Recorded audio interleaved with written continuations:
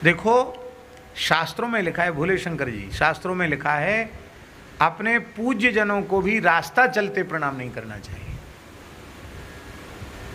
क्यों नहीं करना चाहिए?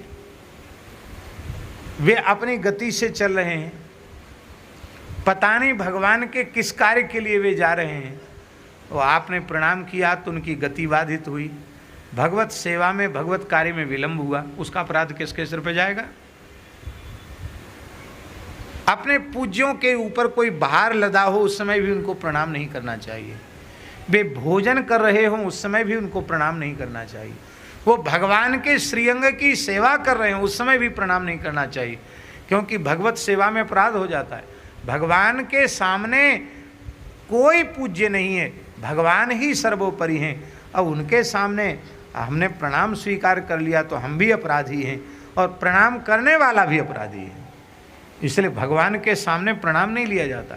मंदिर में बहुत से लोग दौड़ते हैं, कोई महात्मा आए, बिहारी जी, राधा वल्लभ जी, राधा रमण जी, श्रीनाथ जी, जगन्नाथ जी, कहीं हो लोग दौड़ते हैं प्रणाम कर ले। नहीं नहीं, भगवान जगन्नाथ हैं, वो अलग हो जाएं, भगवान से किनारे अलग खड़े हो जाएं, बैठ जाएं तो आप प्रणाम करो, मना नहीं है।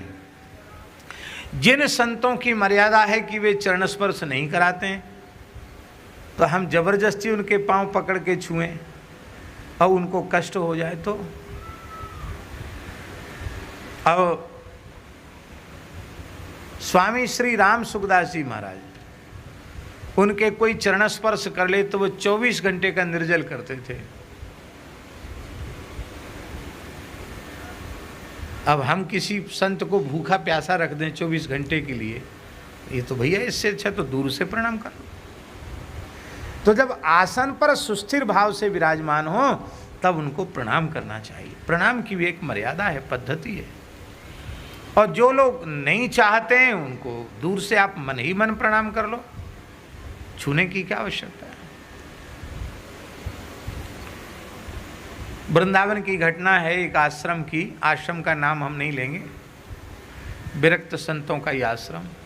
एक महात्मा का नियम था, वो किसी से पैर नहीं छुआते,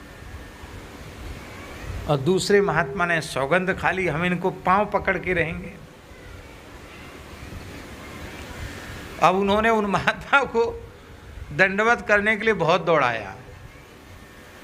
अब बेचारे भजनानंदी महात्मा थे, एकहरा शरीर था, बूढ़े थे, कहाँ तक दौड़ते, दौड़ते दौड़ते अंत में वो उम्र थी उनकी 50-55 साल की तो कम से कम रही होगी, और जो पैर पकड़ने वाला था वो 20-25 साल का था, उसमें जोर ज़्यादा था।